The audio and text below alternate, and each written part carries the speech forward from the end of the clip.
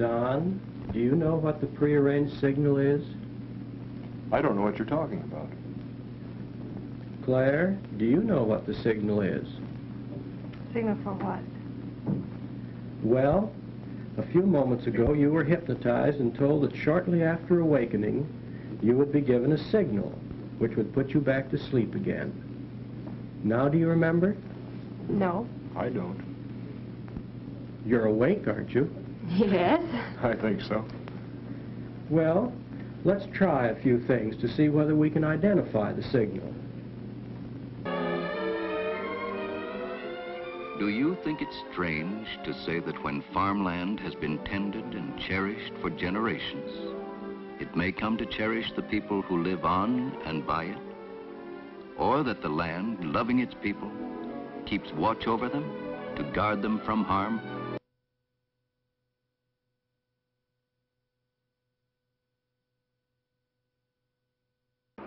The Rug Boys watch as hog carcasses are broken down into primal cuts.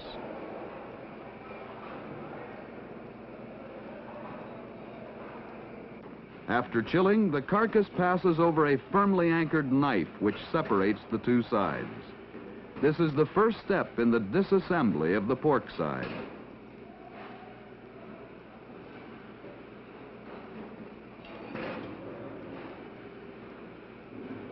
This large saw wheel then cuts the shoulder from the side.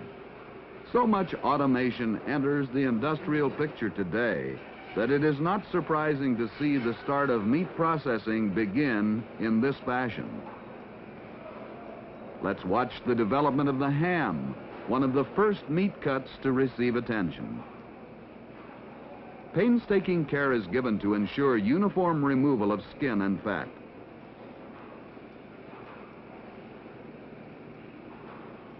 A close inspection of the ham follows. The hams slide down a chute to the floor below, where they are fed onto the automatic scaling line.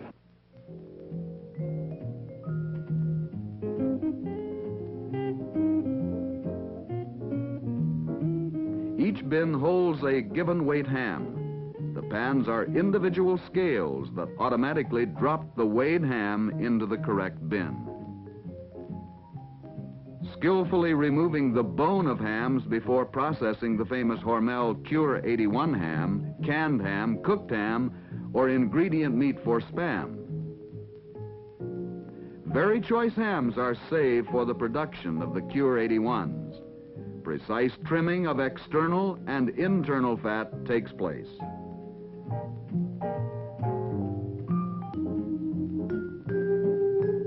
The shoulders supply the skins used in the production of gelatin.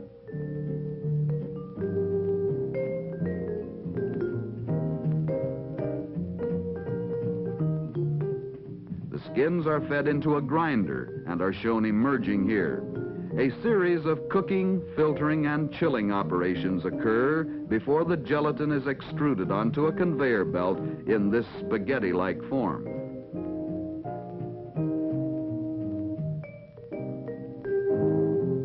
A moving arm now spreads the gelatin evenly on another belt conveyor. This mattress of gelatin will travel through two dryers. The dried gelatin is now broken down into small particles and conveyed by auger to a grinder for final granulation.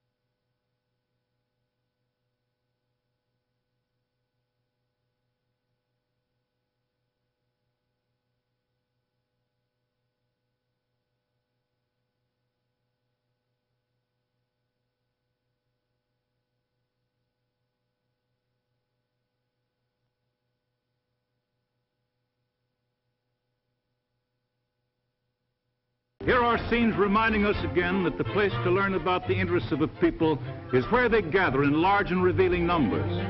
For anyone curious about our national enthusiasms, our pleasures and our relaxations, the obvious and wise procedure is to go where they are spontaneously displayed.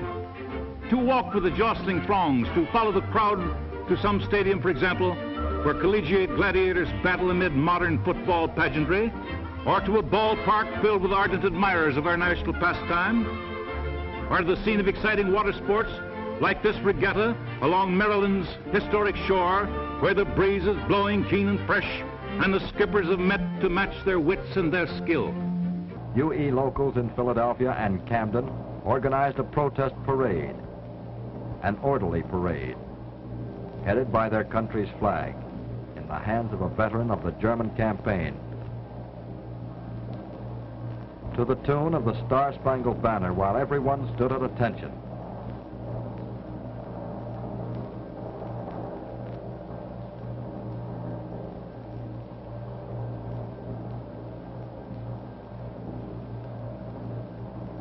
But when the parade started, trouble began.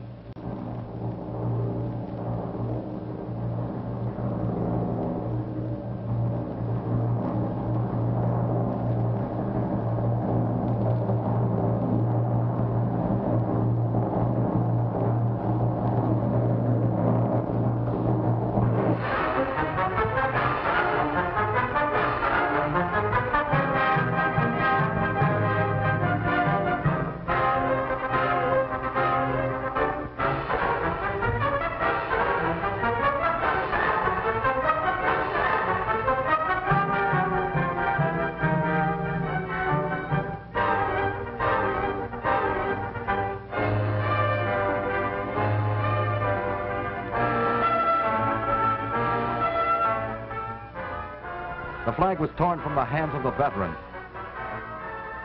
The veteran was beaten.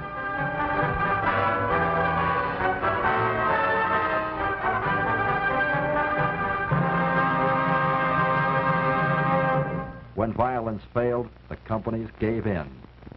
Big business was stopped.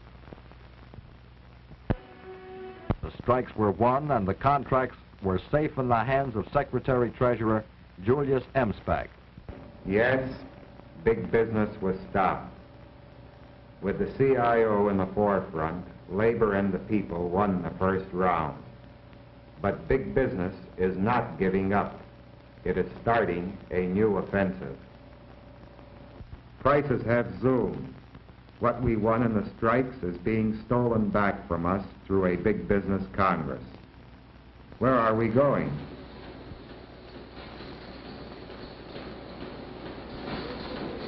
Well, you know what a company town looks like.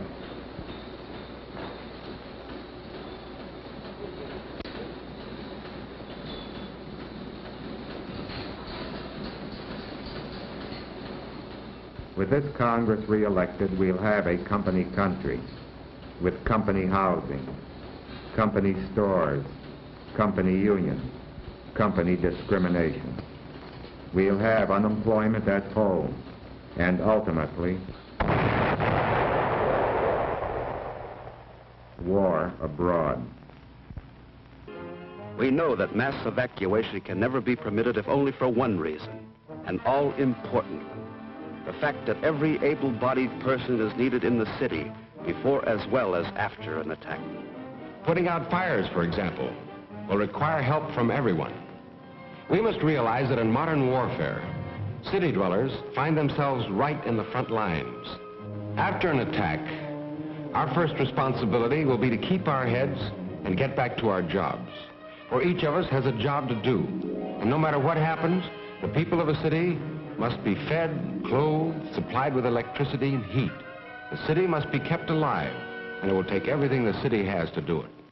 You know, Fred, actually staying in the city to help after the atomic attack is not nearly as dangerous as a lot of people think. The danger of, well, lingering radiation is not really very serious. After an atomic airburst, the danger of radiation and falling debris is over within a minute and a half. Over and above that, we know from the experience of London, Berlin, and other European cities that people didn't even want to leave their city. Most of those who did leave soon began trickling back into town. Of course, a few people should be evacuated. Small children, the aged, the infirm, so on. These people should be moved voluntarily by their families, not during an attack, of course. But the able-bodied person must stay and help. Modern warfare has no respect at all for civilians. Like it or not, each of us has his share of fighting to do, his share of danger to face. Running away from that duty would be desertion, pure and simple. In the Army, it would mean court-martial. As a civilian, it would not only be treasonable, but it would mean having to live with the knowledge that in deserting your responsibility, you failed yourself, your family, your friends, your city.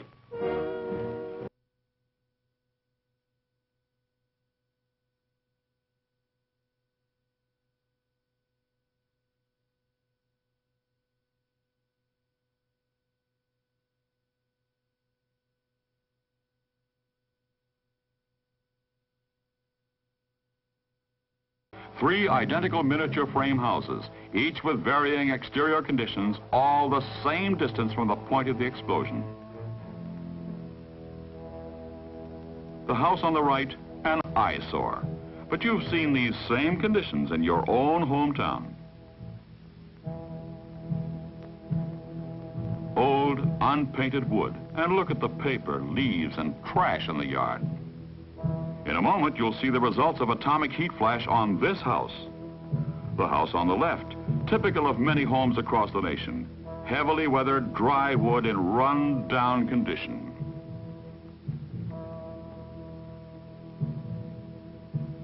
This house is the product of years of neglect. It has not been painted regularly. It's dry and rotten.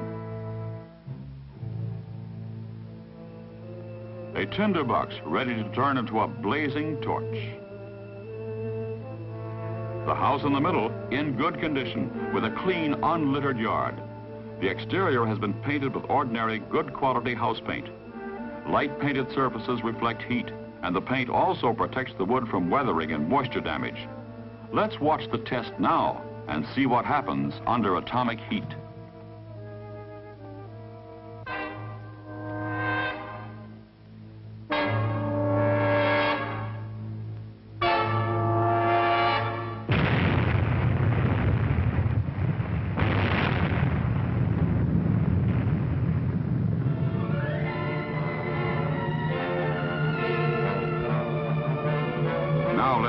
And see it again in stop motion.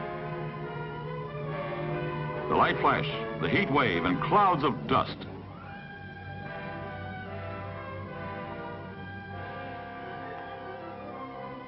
Keep your eye on the house on the right.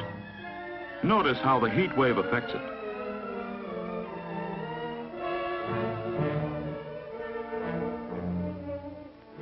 There's the fire starting in the trash surrounding the house. Now it spreads to the house itself.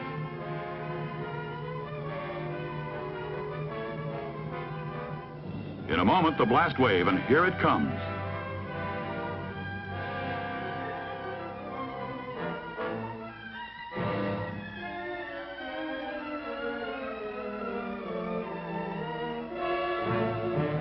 The house on the right is the first to ignite. The trash serves as kindling for the dry, weathered wood.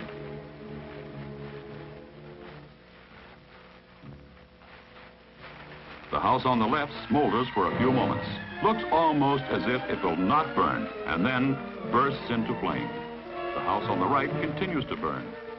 Two houses are a total loss, but the well-kept and painted house in the middle still stands. Which of these is your house? This one? The house on the right? Dilapidated with paper, dead grass, litter everywhere. The house on the left, unpainted, run down, neglected. Is this your house? The house in the middle, cleaned up, painted up and fixed up, exposed to the same searing atomic heat wave, did not catch fire.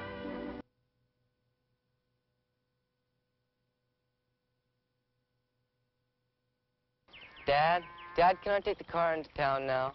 Okay, Alan, go ahead. But take it easy. Oh, I'll be real careful. Goodbye. He'll be all right. Look at the guy go. Hey, maybe we better go along with him, make sure he gets there all right. Okay, buy me soda. Okay, fine. Goodbye, everybody. Bye.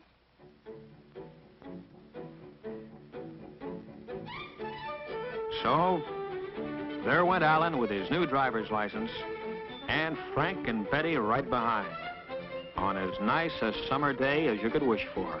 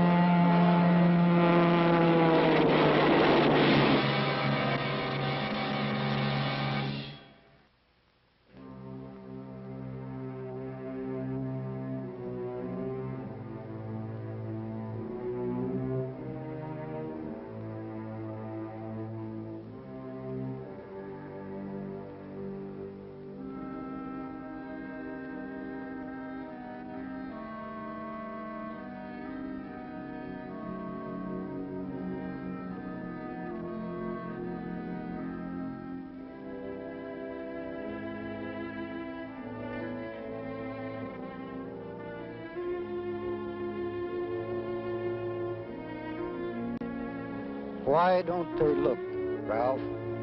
Tell me. Why don't they look?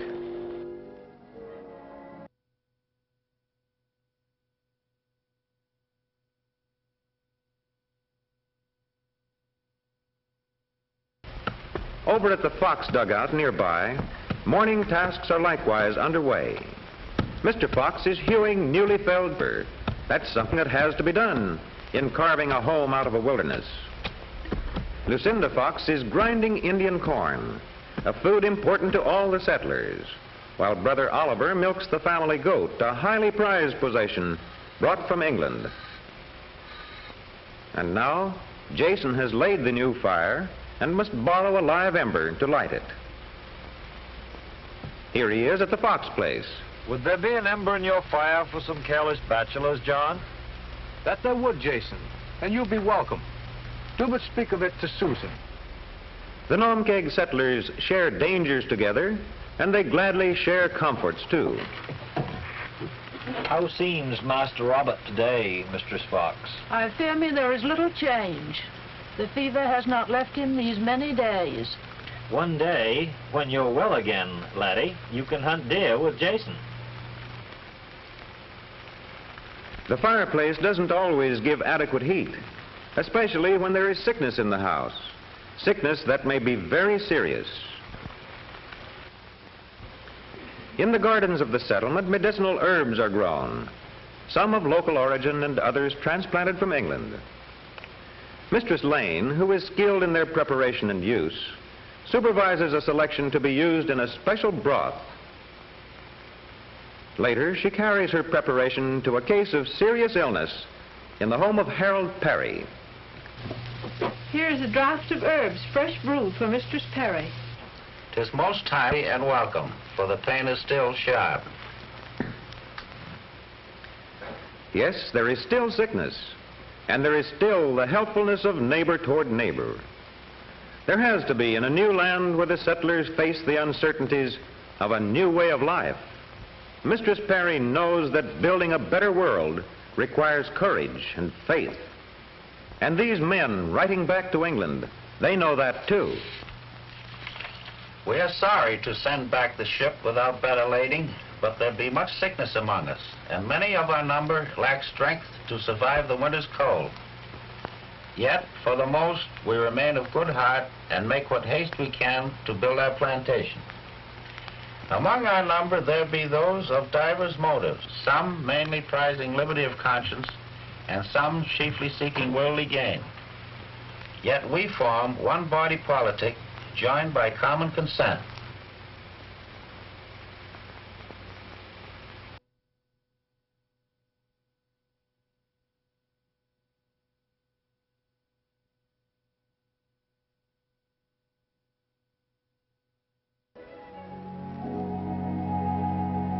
It was still winter when we moved out of the city into our new house, and I remember how I used to stand staring out across the fields, waiting for spring to come.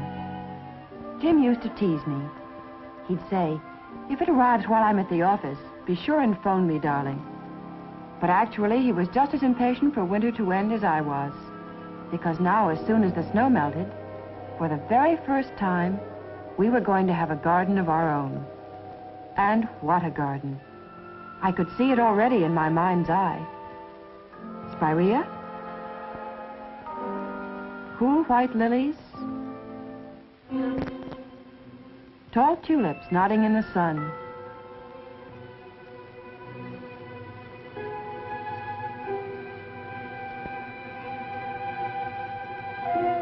And iris that would outdo an orchid.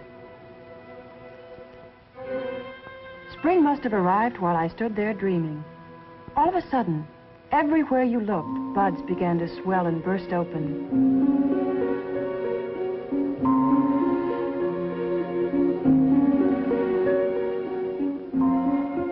Leaves unfolded and lay on their backs, looking up at the sky.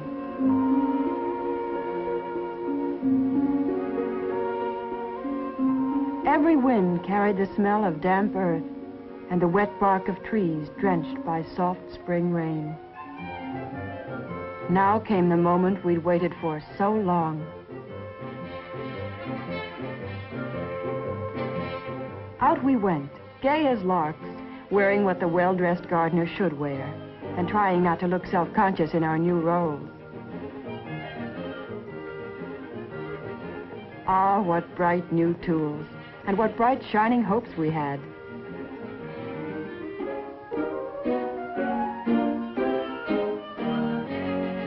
Brand new gloves over our tender city hands.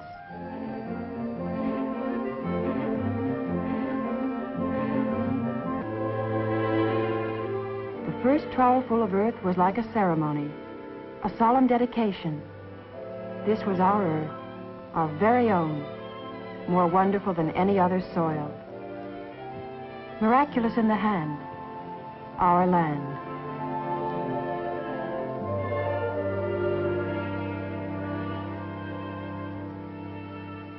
We really felt sorry for them. One look was all we needed to tell us that this charming young couple didn't know which end of a bulb was up.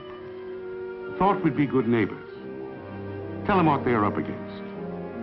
Give them a little friendly advice.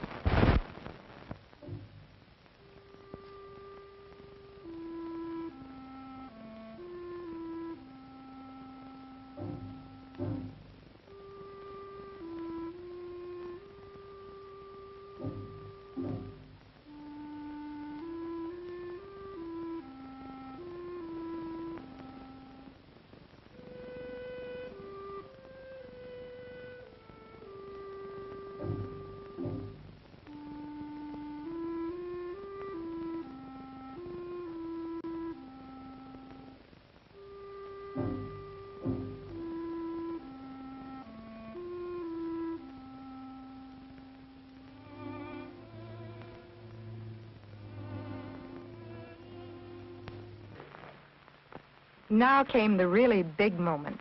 Miss Pajunas was going to give us a speed demonstration on the IBM electric typewriter. But first came some warm-up typing at various speeds. She started slowly at 40 words a minute. Picked up speed fast. Now 80 words a minute. In less time than it takes to tell, she was typing at 100 words a minute. 125 words a minute. Faster and faster.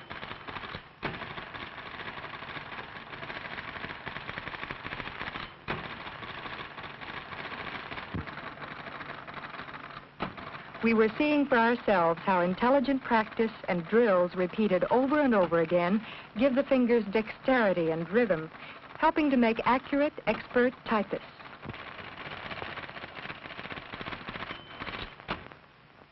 The champion was now ready for her speed test.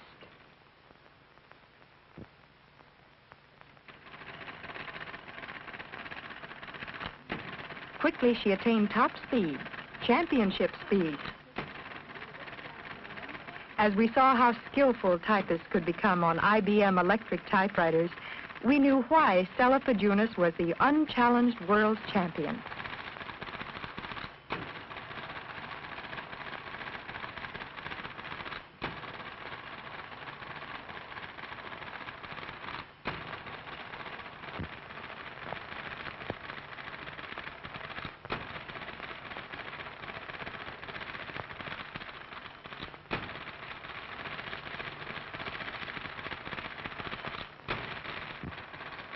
The swift flicking action of that little finger fascinated us.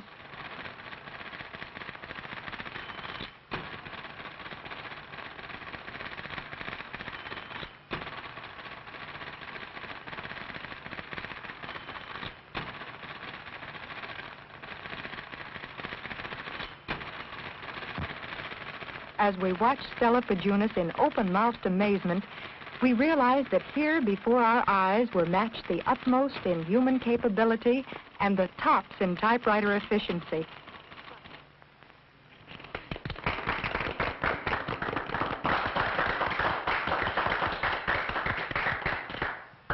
Miss Pajunas did 185 words a minute. We gave her the kind of ovation a world champion deserves.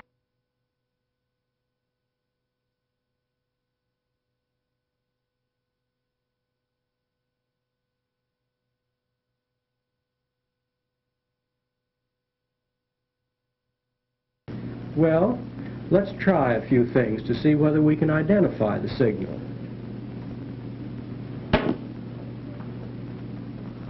Is it that? I don't think so. I don't think so.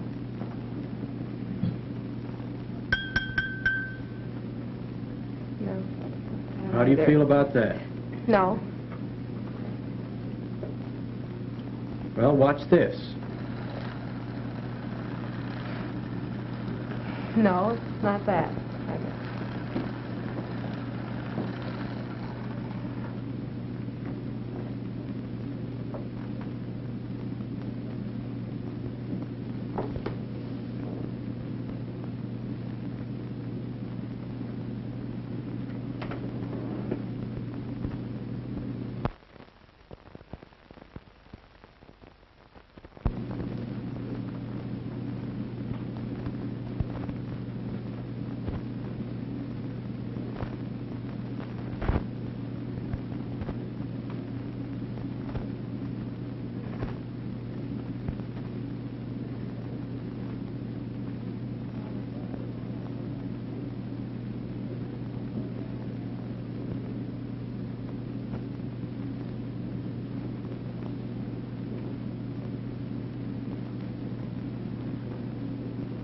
Are you sound asleep, Claire?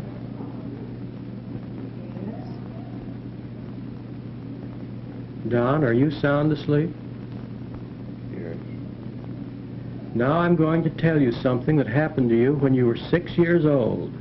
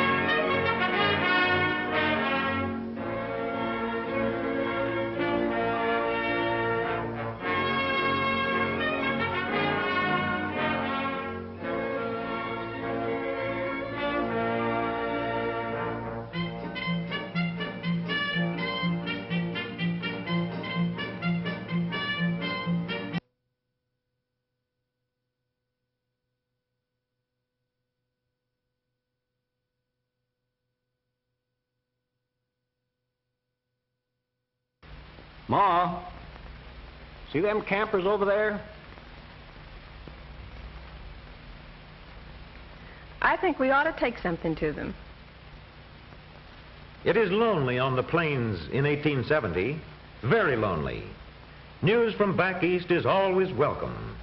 To settlers like the Crawfords, a visit to a newcomer is to relive their own journey west and to foresee needs and emergencies that will confront oncoming pioneers. Strangers in all but their sharing of a common heritage and a common destiny, established settlers and new arrivals greet each other with warmth and genuine friendship. We saw your camp from the house and kind of wanted to come over and talk. Gets awful lonesome out here. Glad you came. Come over and sit down. Yes, it is good to be with one's own kind again. Where are you from? Illinois. How long you been on the way? About 8 weeks now. Yes, my husband filed his claim last spring and came back for the children and me in July. You'll find things very different out here. Yes, I imagine we will.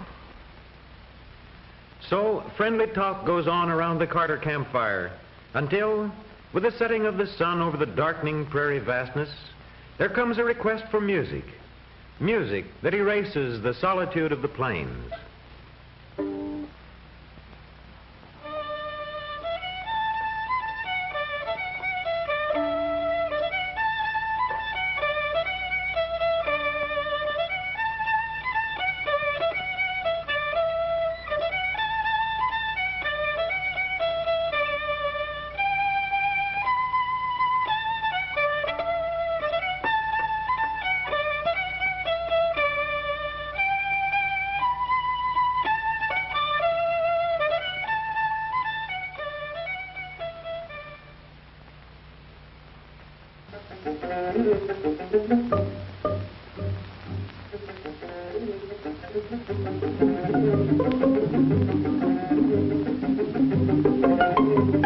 Paul, come back. Don't ride so fast, dear. You might fall. Paul, come here.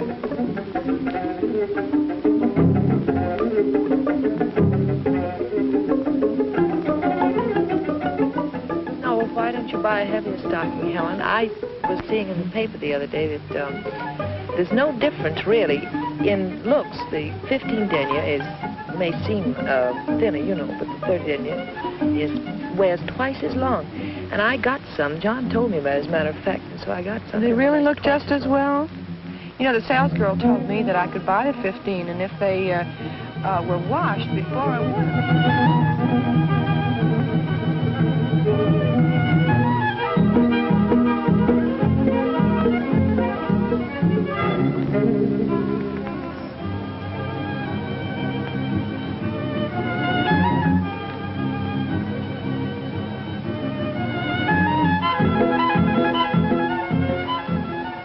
What do you do with a child like that? I don't think there's any danger there, Helen. It's just the rocks the youngsters like to play around.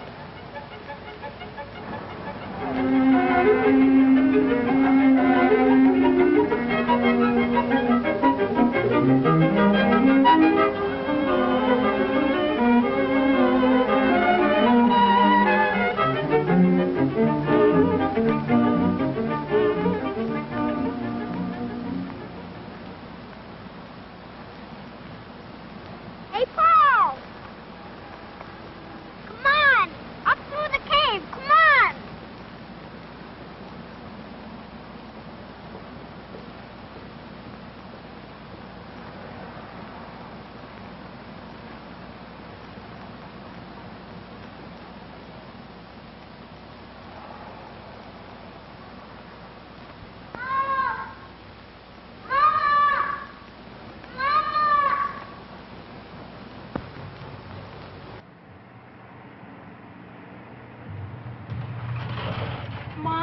Mom, I'm home.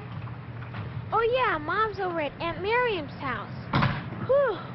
Winning basketball game sure makes you hungry.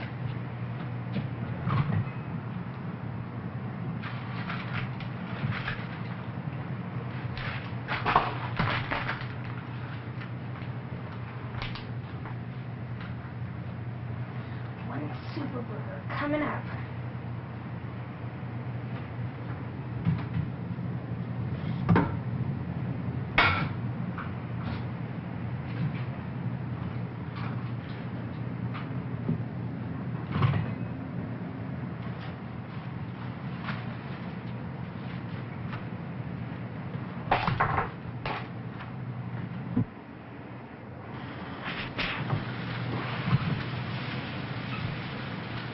Cheese and I'll have a super burger supreme.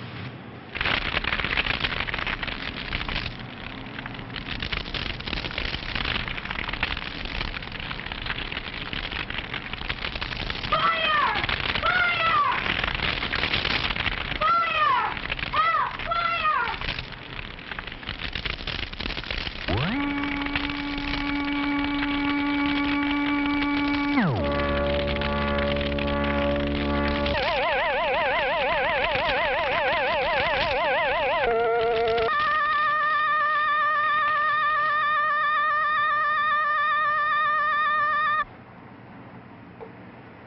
Ooh, that was a close one, Guardiana. You were lucky this time, Kevin.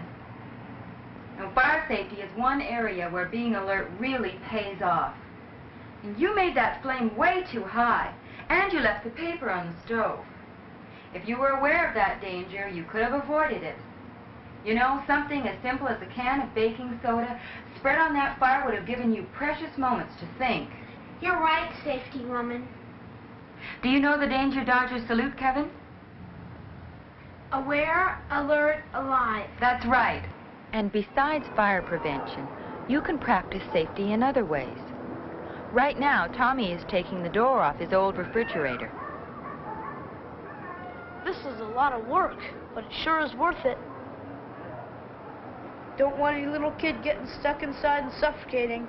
Wait till Dad gets home from work and sees the good job I've done. Better put Dad's tools away.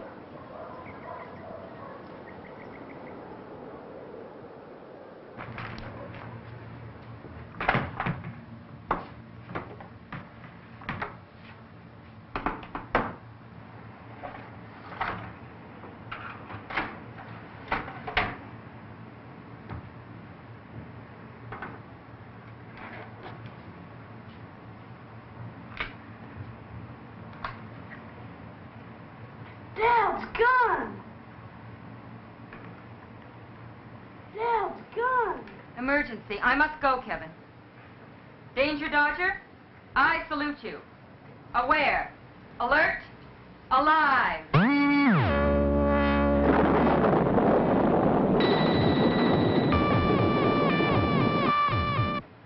Guardiana, the gun wasn't loaded. Tommy, the one thing everyone needs to know about guns is this. Every gun is a loaded gun.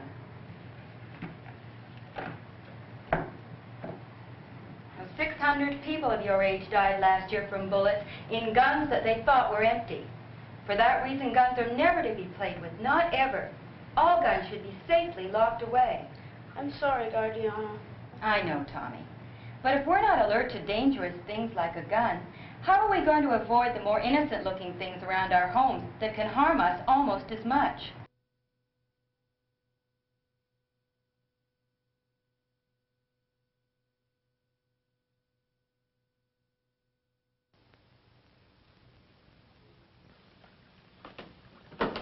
Hi, young fella. Here's your towel, and here's your teddy bear to take to bed with you.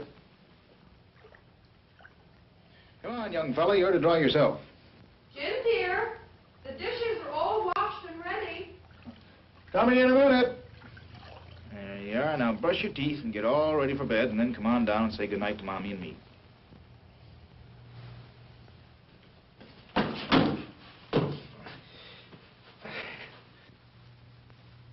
That infernal turtle.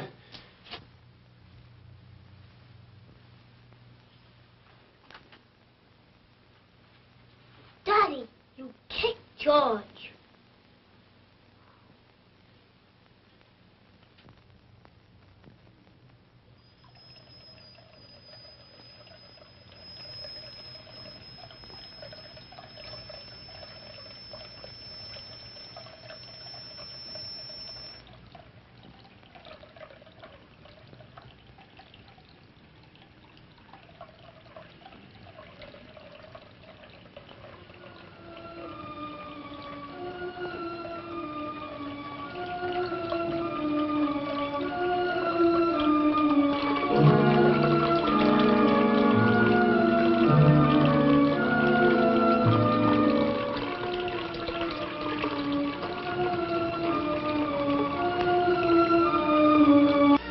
When one human being takes the life of another, either intentionally or through inexcusable carelessness, in such crimes as murder or manslaughter while driving under the influence of liquor or dope, the homicide squad undertakes the solution of the crime and the arrest of the criminals.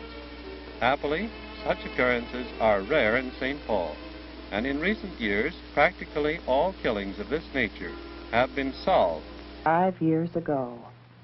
Something that began right in my own family, when Paul was just 10 years old. Bye, Mom. Dad. Paul! You've forgotten your shoes again. Here. Okay. Have a nice day, dear. Bye.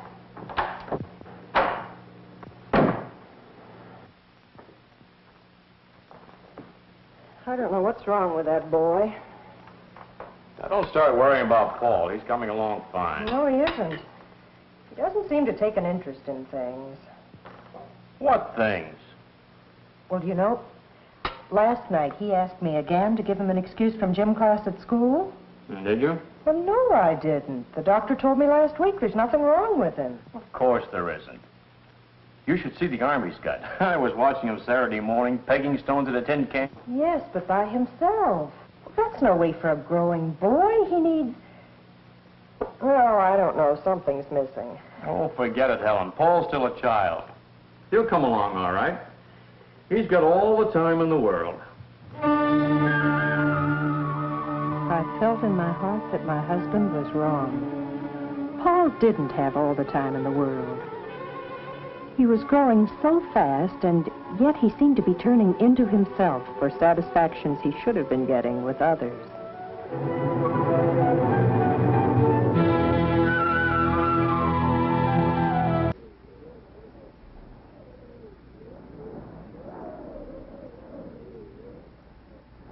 In his twisted mind, Andrew was drowning his stepfather.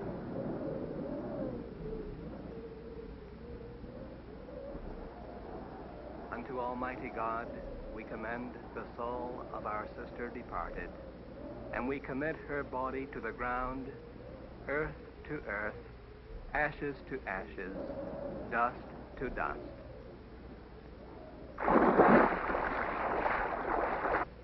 The murder was done, and Andrew disappeared.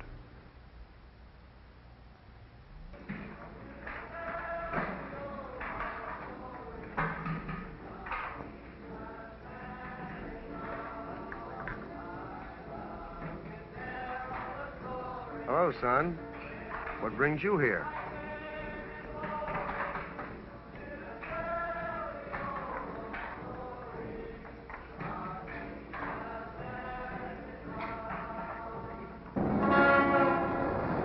Andrew was on the run, running away from the murder he had committed in his mind.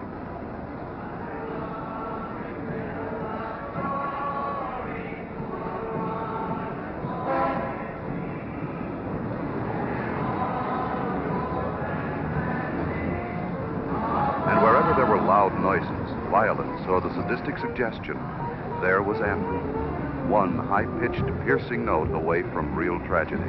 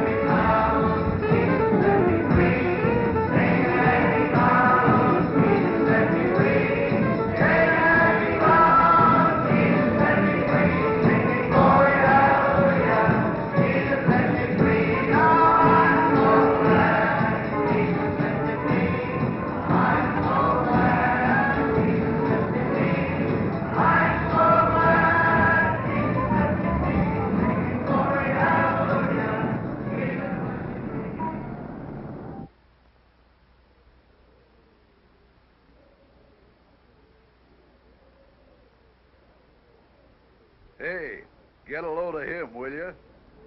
Why, the kid's sound asleep. Hey there!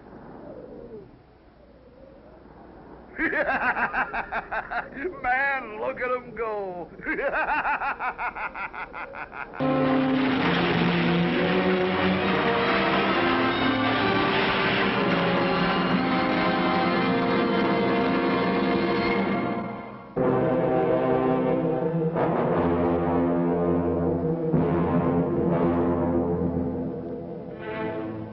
Strategically placed cameras covered everything that happened during impact. We were especially interested in what happened to children with and without belts because this subject had not been explored. But even though they were only dolls, and even though these were scientific experiments, we couldn't avoid a feeling of tension and a sense of impending tragedy. For several months, the collision experiments continued at different speeds, at different points of impact, sometimes with the passengers belted, sometimes unbelted.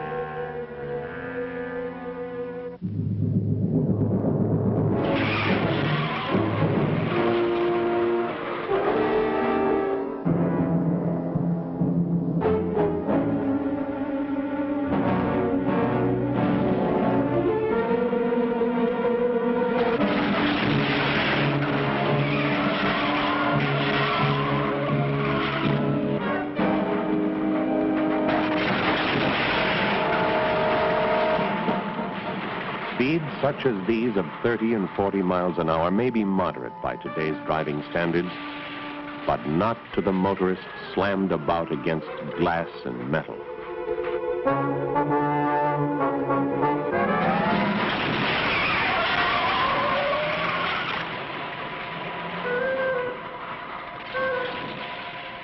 Children should never be allowed to stand on the seat of a car. Sitting tends to restrict body movement generated by the forces of impact to the rear seat.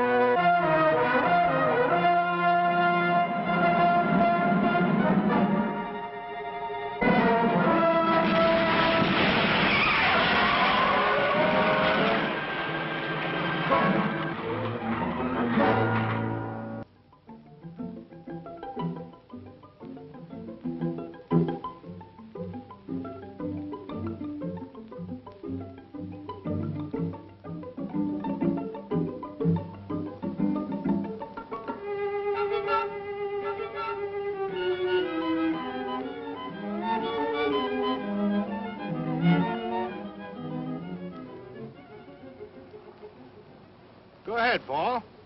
Go on through. Nothing in there gonna hurt you. I don't want to.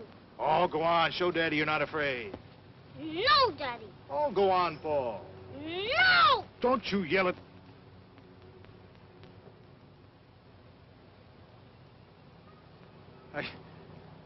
I guess you can get pretty mad sometimes.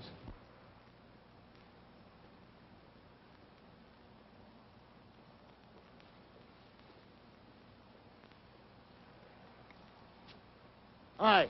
Hi. Where do you want to go? Okay.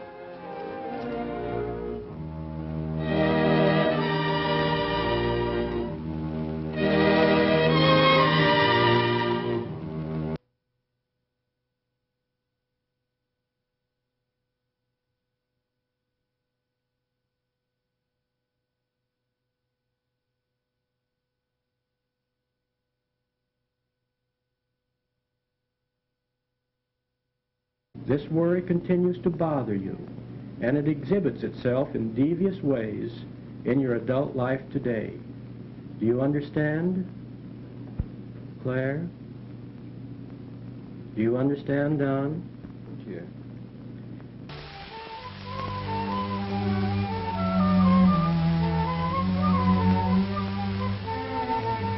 It is early morning of the first Tuesday in November. This is an American city. A city that is not very large, not very rich, not very old. It is situated in the western part of the United States, in California. Its name is Riverton. The woman in the car is Mrs. Dawson, one of Riverton's 15,000 residents. She is principal of public school number 2. But today there will be no classes held here. For this is election day.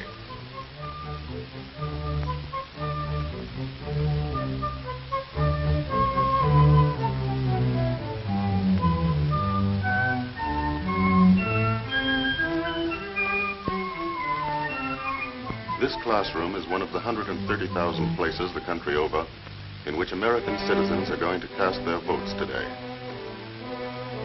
This is the table where the voters' names will be checked. The locked ballot box and the polling booth. Here it is, in the privacy of this curtained space, that the American voters every 4 years, on the first Tuesday after the first Monday in November, choose their national government. Here come Mrs. Dawson's colleagues on the election board of Riverton's 7th precinct, each representing one of the major political parties. Mr. Schwartz is a Republican who works for the streetcar company. Mrs. Abernathy is a housewife and a Democrat. Mrs. Dawson is chairman. They've all known one another for years. First, they remove the last traces of their campaign activities, their party buttons. Then they take the oath. Swear to defend the Constitution of the United States of America and perform your duties as members of the election board to the best of your ability, so help you God. I do. I do. This makes them responsible for seeing that the voting here today takes place according to the laws of the land. And now the polls are open.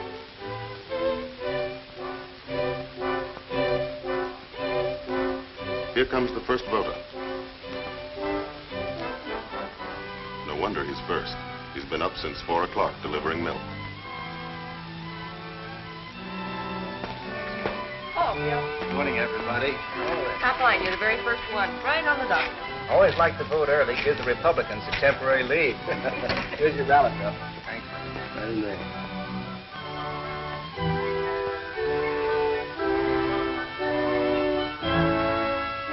That's as far as we can go. Remember, this is a secret vote. No one ever sees another person mark his ballot.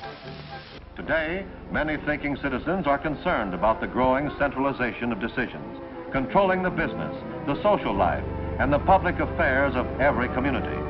This was not always so. A century and more ago, the local community was far more independent than it is today. Its citizens were men who believed they were free to work as they chose in association with their neighbors, free to seek the good things of life in the manner of their own choosing, free to make their own decisions in most matters affecting them.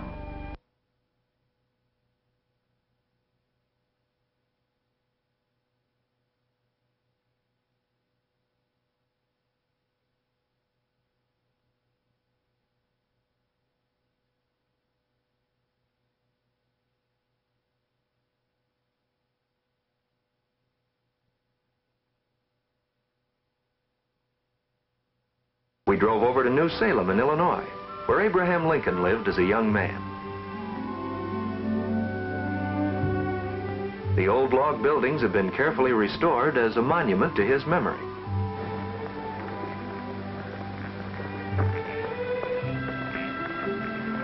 I don't know about you, but a place like this makes me feel a shadow of history. Yeah, I get a whale of a kick out of places like this. You bet. A mighty big chunk of history got started right here. From rail splitter to president. But life must have been pretty rough in those days. How'd you like to travel around behind a pair of oxen?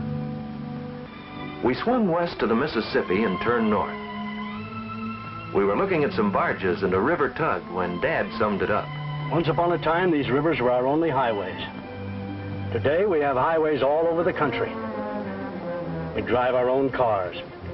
We get on a train, a plane, go from one end of the country to another. And nobody says we can't.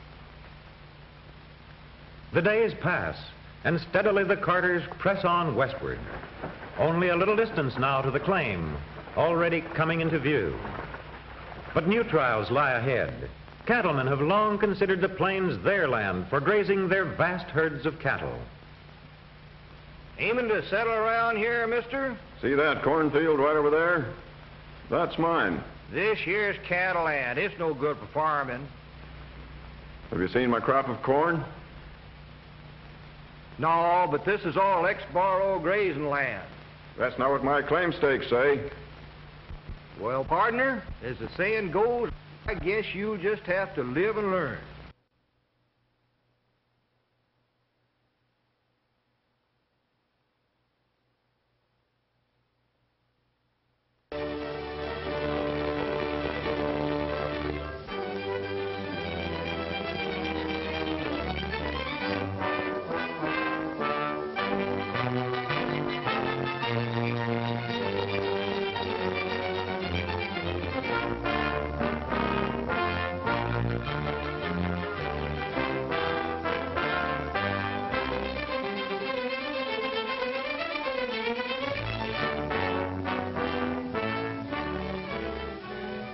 Well, the job's about done, boys.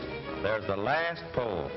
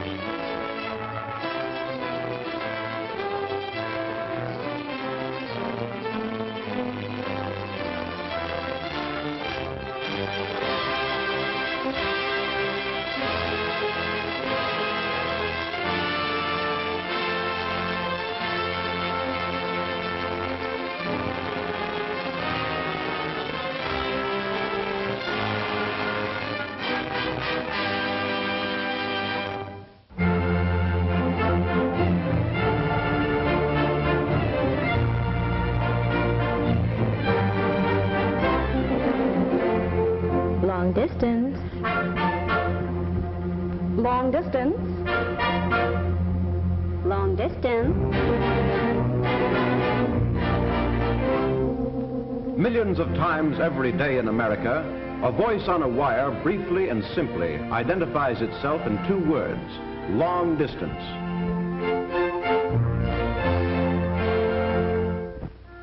These words form one of the most familiar phrases of our language. It is a phrase that announces an unseen personality, an alert young woman who needs to know only who or where in order to make a path for speech to town or countryside over the horizon. It suggests naturally a watchful feminine presence at a switchboard and the supplementary agency that in a few seconds can select from countless routes the one that best can take this speech to faraway places.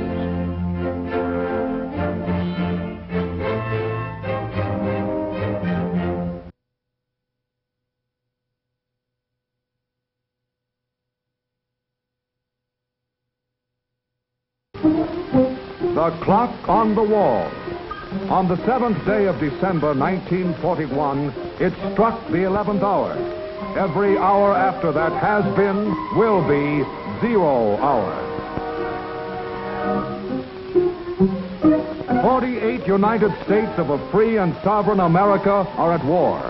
Every American has his job to do, and the will to do it, and the tools to do it with.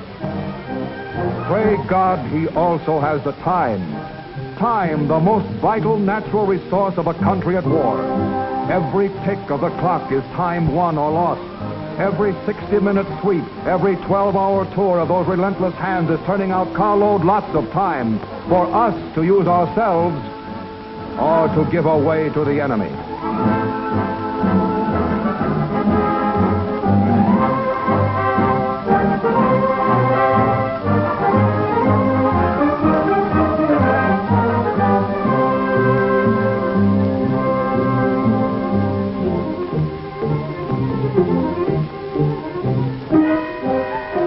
All the scientific devices of chronology are machines manufacturing time.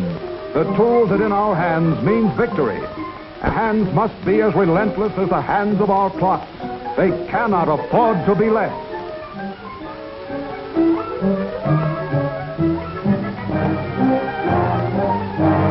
sunrise over Republic Steel.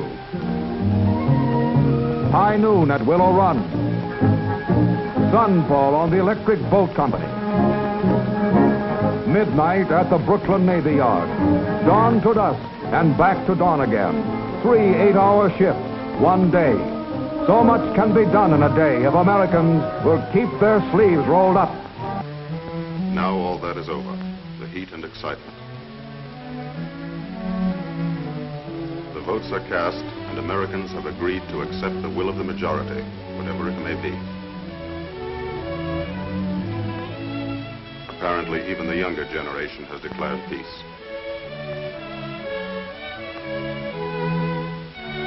Now the election board begins its last duty, the counting of the votes. The figures are checked and double-checked.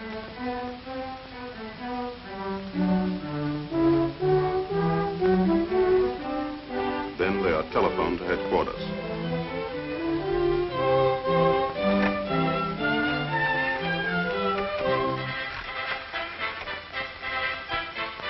Hello? This is Mrs. Dawson, 7th Precinct. Ready to report. From coast to coast, precinct by precinct, city by city, state by state, the results are recorded.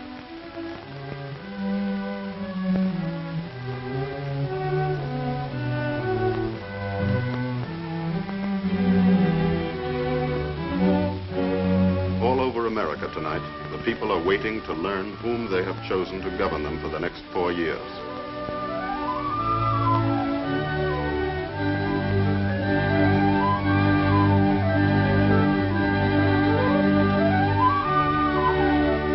Towards midnight, the final results are announced.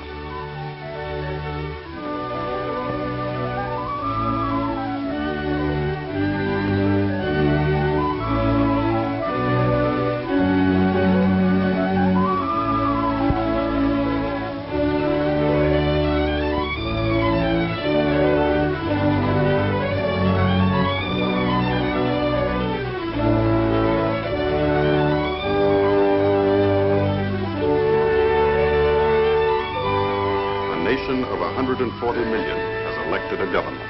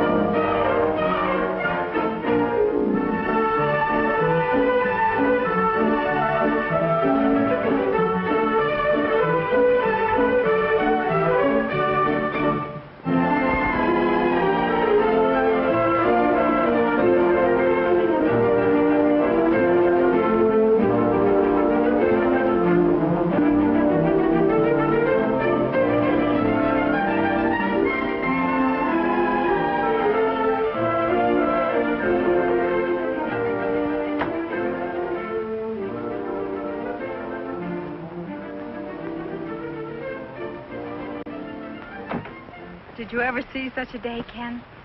Grandma used to say it's so healthy around here they had to shoot a man to start a graveyard. They say Johnny Appleseed went by this way. Winnie, you've opened up a whole new world for me. Oh, Ken, the ring. You squeezed so hard. Isn't it rich looking and unusual? And then expensive, too.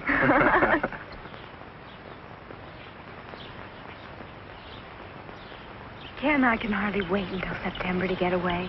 It'll be such fun to be together all the time, and we'll be so close to everything in New York. Art shows and foreign films, and, well, I'll even see the ocean for the first time. Ken, do you leave your razor blades lying around? Don't be a Philistine, Winnie. Well, it's a lucky thing Fran found us a 2.5 off campus.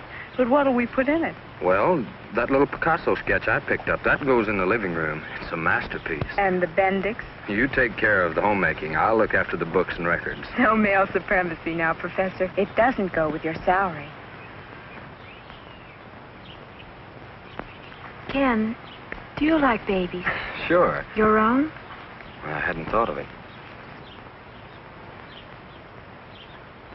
Are you insured, Ken? No. Why? Well, we know so awfully little about one another, don't we?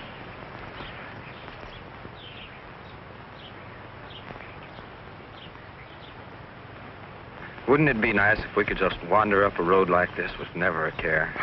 Oh, yes, darling, but someday we've got to stop and think things out. Sure, but I'm awful hungry right now. Well, come on.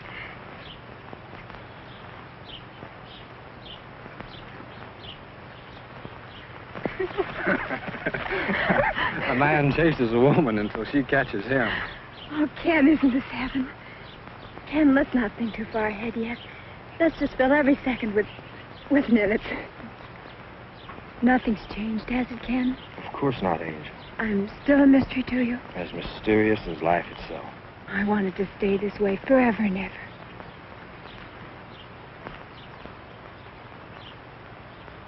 The earth and the grass hold grand international confabulation with the sun, while man, the stumbler and finder, goes on. But, Ken, that's beautiful. You're a great writer. A teacher of great writing, Winnie. That was your most famous poet. Sandberg, I know. But, Ken, you're going to be greater than he. You're going to be one of the most famous novelists in America. If I ever get the novel written. What do you mean, if? Of course you will. That depends on how easy you are to catch with a typewriter. I never run away from you. Not really. Sometimes you do. I think I've caught the way you talk or feel, but when I try to put the words on paper, they don't ring true. I realize that I don't know you well enough to recreate you. You will, Ken. I have all the faith in the world in you.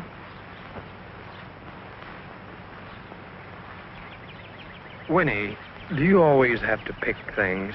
Why not? You see a flower and you think of Sandberg or Whitman. I see a flower and I want to wear it in my hair or put it in a vase.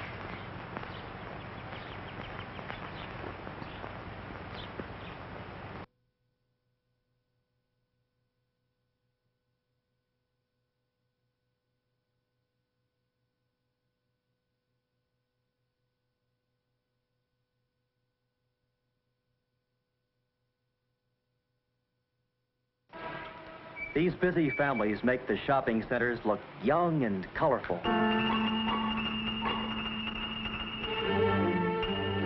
They have a let's go see quality that brings crowds to community events and promotions.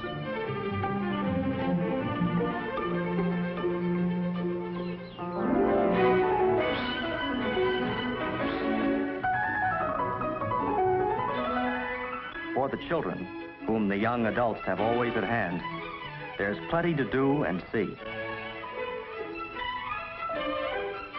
While his family shops, a boy can catch a fish, ride the rides, go to the circus, visit the center zoo, and have his hair cut. And if that doesn't tire him out, his mother can put him in the center's nursery school, where he can get paint on his shirt, see his friends, and wear himself out on the bars.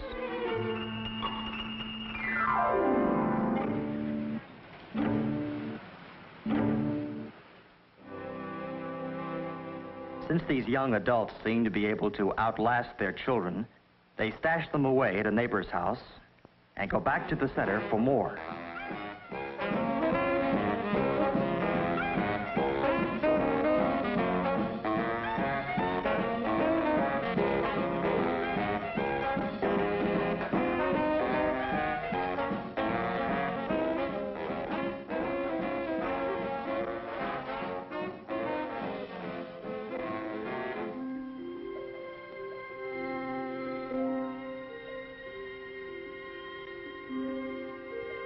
This is the life young adults lead.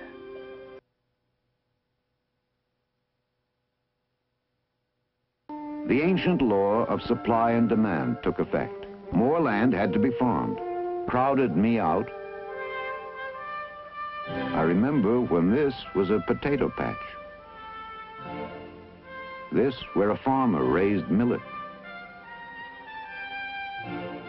There, a peaceful pasture. And here, a family of homesteaders herded sheep.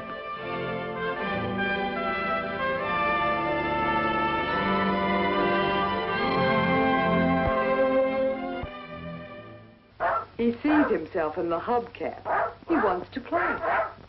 Suppose we take the average man just as he stands and see what he would look like if he were penalized by having everything about him which comes directly or indirectly from animals taken from him.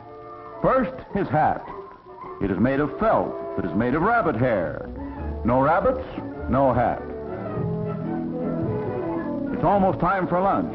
Let's check with the wristwatch. But no horsehide or cowhide or pigskin, no wristwatch strap. And now, most embarrassing of all, that comfortable wool suit. No sheep, no wool. No wool,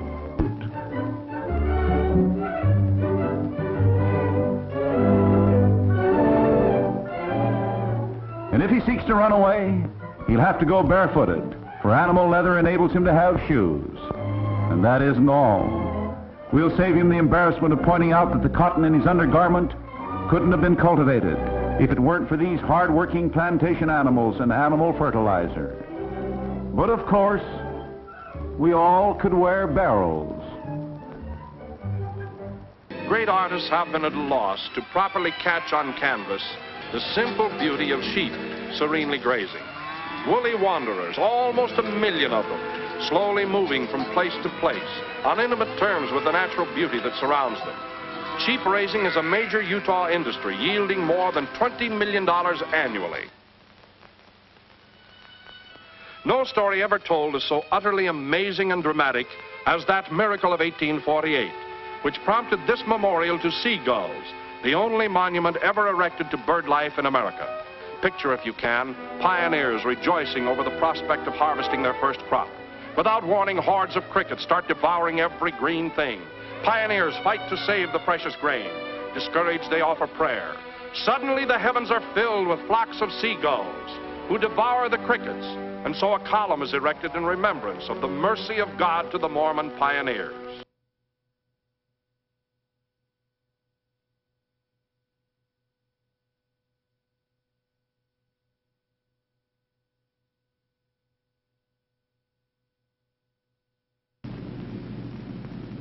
Closed in, not being able to move.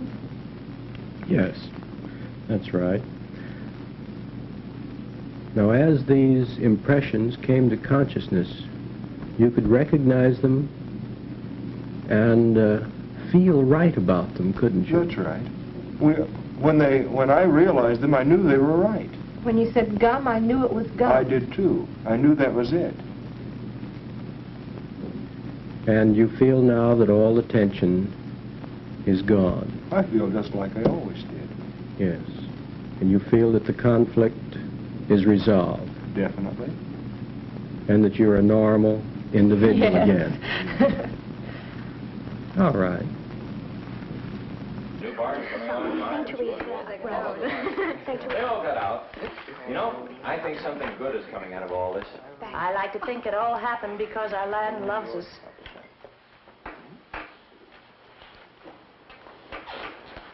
I've often thought that on our farm I could feel the love flowing out from the land.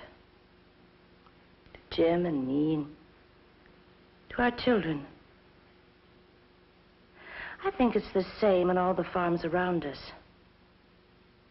Makes us feel warm and safe and protected. Just like when we were children and knew our parents loved us.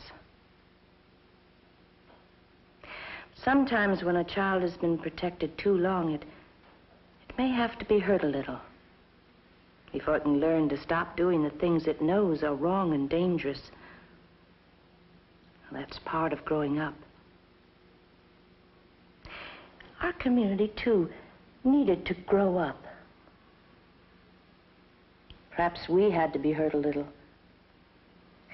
before we could learn to stop doing the things we knew were wrong and dangerous. Our land is very old, so it must be very wise. It knew we had to stand on our own feet,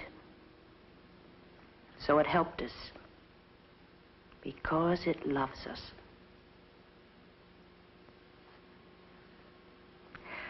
That's the way I like to think it is.